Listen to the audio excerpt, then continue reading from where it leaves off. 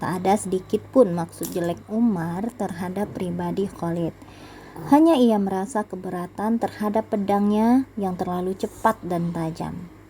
Hal ini telah dibayangkannya sewaktu ia mengusulkan pemberhentian Khalid kepada Abu Bakar menyusul terbunuhnya Malik bin Nuwairah. Katanya, sesungguhnya pada pedang Khalid itu ada rohatnya, artinya ada kelancangan, ketajaman, dan ketergesaan.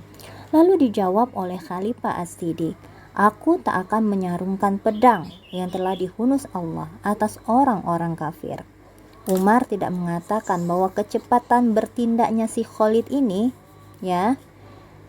bukanlah pribadi Khalid, tetapi memang kata-kata itu diungkapkan sebagai kesopan santunan atas penilaian baiknya diri Khalid. Kehidupan Khalid adalah perang sejak kecil sampai matinya. Lingkungannya, pertumbuhannya, pendidikannya, seluruh kehidupannya sebelum dan sesudah Islam, seluruhnya merupakan arena bagi seorang pahlawan berkuda yang lihai lagi ditakutin. Kemudian bahwa kegigihannya di masa silam sebelum Islam, peperangan yang diterjuninya menentang Rasulullah dan sahabatnya, pukulan-pukulan pedangnya di masa syirik yang menjatuhkan kepala orang-orang yang beriman serta kening para sahabat beribadat, semuanya merupakan beban berat bagi jiwa Khalid dan kalbunya. Maka sekarang dijadikannya pedang sebagai alat untuk penebus masa lalu dengan memancung habis segala tonggak kemusyrikan. Barangkali kita akan ingat apa yang diucapkan oleh Khalid kepada Rasulullah. Ya Rasulullah, mohon Anda mintakan aku ampun terhadap semua yang telah kulakukan berupa menghalangi jalan Allah. Sekalipun Rasulullah telah menjelaskan bahwa Islam telah memaafkan semua masa lalu, namun ia berusaha untuk mendapatkan janji Rasulullah selagi ia masih hidup agar beliau memohonkan ampun kepada Allah atas segala perbuatannya di masa lalu. Setelah selesai setelah selesai pembebasan kota Mekah, Nabi mengutus kepada sebagian kabilah yang berdekatan dengan Mekah sambil mengatakan kepadanya, aku mengutusmu sebagai dai atau penyeru umat, bukan sebagai penyerang. Jadi Khalid itu diutus untuk menyampaikan risalah Islam, bukan untuk menyerang orang-orang yang ada di sana. Rupanya si pedangnya itu telah menguasai dirinya dan mendorongnya ke peranan seorang penyerang, bukan dari seorang dai. Nabi pun merasa kesal dan bersedih sewaktu tindakan Khalid disampaikan kepadanya, dan sambil berdiri menghadap kiblat, beliau mengangkat tangannya memohon ampun kepada Allah atas ucapannya. Wahai ya Allah, aku berlepas diri kepadamu dari tindakan yang telah dilakukan Khalid. Lalu diutusnya Ali kepada mereka untuk memberikan tebusan ganti rugi terhadap darah dan harta mereka. Kata setengah orang, Khalid membela dirinya dengan alasan Abdullah bin Huzafa As-Sahmi mengatakan kepadanya bahwa Rasulullah memerintahkan dia untuk memerangi mereka karena mereka menolak Islam. Khalid memiliki tenaga di luar tenaga manusia biasa. Tenaga itu mendorongnya sekuatnya untuk menghancurkan seluruh dunia lamanya yang menyiksa batinnya.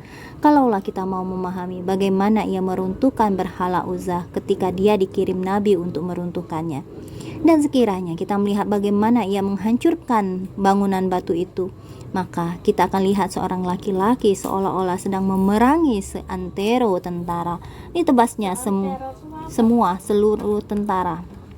Jadi di sini Rasulullah kesal dan sedih. Kenapa sedih? Kenapa kesal? Seharusnya Khalid itu bukan memerangi, bukan dibunuh orang-orang yang menolak Islam. Nah, di sini hanya disuruh berdakwah saja, sedangkan Khalid itu tidak bisa menguasai pedangnya. Makanya dia Makanya Umar tadi meminta agar Khalid itu tidak jadi panglima perang itu, karena ketergesaan. Padahal ketika ada orang yang menolak untuk mengikuti Islam, maka kita bisa membicarakan dengan cara baik-baik, berdakwah dengan sebaik-baiknya. Paham sini Mas? Ia menghantam dengan tangan kanannya, tangan kirinya dengan kakinya, sambil berteriak karena runtuhan yang bertebaran dan debu yang berjatuhan. Ya Uzza kuprana, ya Subhana, hai Uzza, keparat kamu, persetan akan kebesaranmu. Sungguh kulihat Allah telah menghinakanmu. Jadi sambil dia menghancurkan berhala Uzza itu, dia ngomong kayak gitu. Iya. Kemudian patung itu sudah dihancurkan, dibakarnya dengan nyala api. Setiap ciri kemusyrikan dan sisa-sisanya seperti Uzza pada pandangan Khalid tak ada tempat lagi di alam baru. Khalid tak melihat alat lain untuk membersihkannya kecuali pedang. Nah itu ya. Iya, pedangnya itu. Sewaktu ia meninggal dunia, Khalid meninggal dunia, Umar menangis sejadi-jadinya. Kemudian orang umum mengetahui bahwa Umar bukan menangis hanya karena kehilangan Khalid saja, tetapi beliau menangis karena lenyapnya kesempatan untuk mengangkat kembali pucuk pimpinan tentara Islam sesudah berkurangnya kepanatikan manusia yang berlebihan kepadanya. Jadi banyak orang tuh yang mengeluh-elukan memuja-muja Khalid, ya. Khalid hebat kayak gitu, panglima yang paling hebat kayak gitu, dipuja terus si Khalid ini. Nah setelah mulai berangsur berkurang, ternyata Khalid sudah meninggal, padahal Umar itu ingin mengangkatnya kembali menjadi khalifah, ya. Sebetulnya sudah agak lama Umar itu bertekad memulihkan kepemimpinannya dan menjernihkan sebab-sebab berhentiannya. Kalau tidak, ajal menjemput Khalid. Tapi keduluan ajal. Adapun ia sendiri, seandainya dibolehkan memilih, tentu ia akan memilih agar Allah menambah usianya, agar dapat meneruskan perjuangan, meruntuhkan semua bangunan lapuk, agar dapat menambah amal dan jihadnya dalam Islam.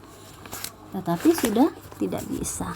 Sungguh, Khalid pernah berkata, tidak ada yang dapat menandingi kegembiraanku, bahkan lebih gembira dari saat malam pengantin atau di saat dikaruniai bayi, yaitu suatu malam yang sangat penting, yaitu suatu malam yang sangat genting, di mana aku dengan ekspedisi tentara bersama orang-orang muhajirin menggempur kaum musyrikin di waktu subuh. Jadi kesenangan si Khalid adalah berperang atau mengepung orang-orang musyrik. Nah itu ya kesenangannya.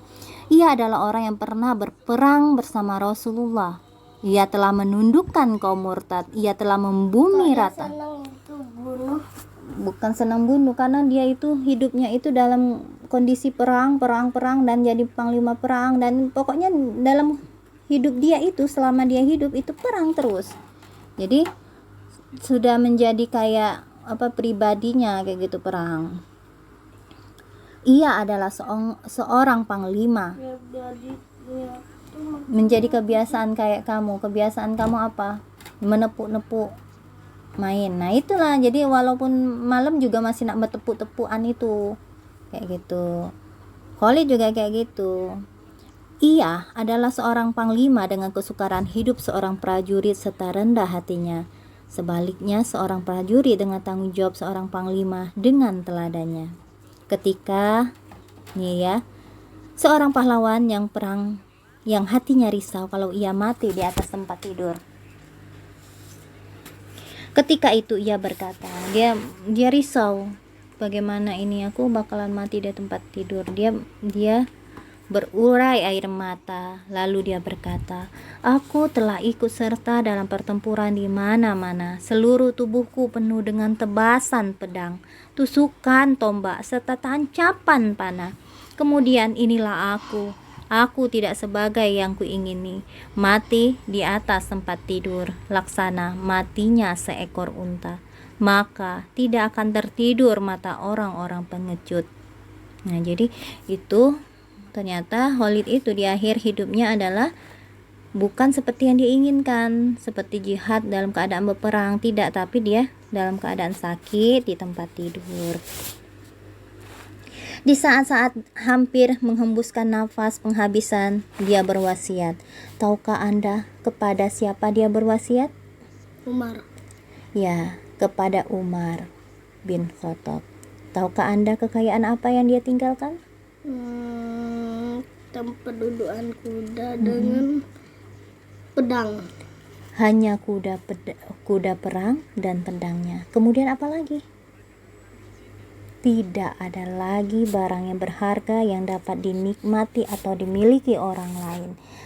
Demikianlah disebabkan seumur hidupnya dia tidak pernah dipengaruhi oleh keinginan untuk menikmati kemenangan dan berjaya mengalahkan musuh kebenaran. Jadi itu ya, dia walaupun dia panglima hebat, dia tidak punya kekayaan yang bisa dibanggakan. Oh, ada suatu barang yang sangat hati-hati sekali dan mati-matian ia pelihara. Tahu Apa itu? apa tuh ubun-ubun Rasulullah di pecinya? Iya, kopiahnya. Pernah suatu ketika kopiah itu terjatuh dalam perang Yarmuk. Lalu ia menyusahkan dirinya dan orang lain untuk mencarinya. Jatuh lalu disuruhnya pasukannya itu, cariin dong kopiah aku, katanya kayak gitu kan. Ketika orang lain mencelahnya karena kopiah itu, dia berkata, di dalamnya terdapat beberapa helai rambut dari ubun-ubun Rasulullah. Jadi di sini rambut di sini. Dan akhirnya jenazah pahlawan ini keluar dari rumahnya, diusung para sahabatnya. Ibu dari Khalid memandangnya dengan kedua mata yang bercahaya, memperlihatkan kekerasan hati, tapi disaput awan duka cita, lalu melepaskan kata-kata, jutaan orang tidak dapat melebihi keutamaanmu. Mereka gagah perkasa, tapi tunduk di ujung pedangmu. Engkau pemberani melebihi singa betina yang sedang mengamuk melindungi anaknya. Engkau lebih dahsyat dari air bah yang terjun dari celah bukit curam ke lembah. Umar mendengar ucapan itu, hatinya bertambah duka dan terharu. Air mata beliau jatuh berderai dan berkata, benar ucapan itu, demi Allah, sungguh demikian. Nah, jadi ternyata Umar juga sedih ya, sangat sedih. Lalu keadaan yang mengharukan itu tiba-tiba dipecahkan oleh bunyi ringkikan dan dengusan kuda yang datang.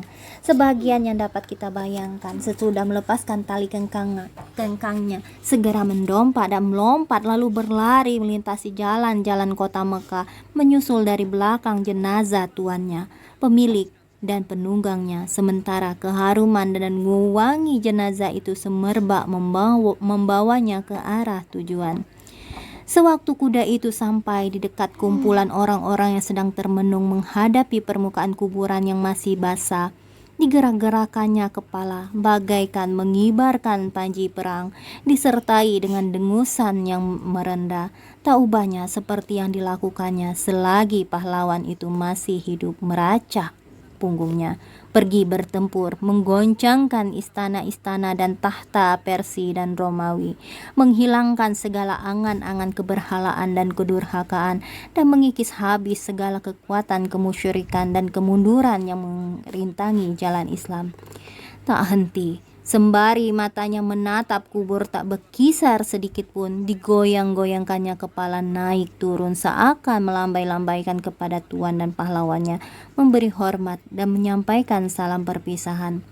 Kemudian ia tertegun pula dengan kepala terangkat serta disertai kening meninggi, dan dari cekuk di bawahnya mengalirlah air mata yang deras tak terbendung lagi. Kuda ini telah diwakafkan Khalid bersama pedangnya untuk jalan Allah. Tetapi, adakah orang berkuda lain yang sanggup menungganginya sesudah Khalid? Maukah ia merendahkan punggungnya bagi orang lain? Hai pahlawan yang selalu jaya, wahai pajar di setiap malam, sesungguhnya kamu mengangkat tinggi moral pasukanmu dengan ucapan setiap bergerak maju. Ini ucapannya. Dikala subuh datang menjelma, pejalan-pejalan malam memuji suka. Artinya, hendaklah mencapai kesenangan, haruslah dengan bersusah payah lebih dahulu, hingga kata-kata itu menjadi kata-kata yang bersayap. Ya. Jadi, inilah kisah Khalid. Khalid ini banyak sekali menghadapi peperangan, dan dari kisah ini kita akan belajar bahwa setiap perang itu pasti ada dampaknya dan ada strategi yang Khalid berikan kepada para prajuritnya.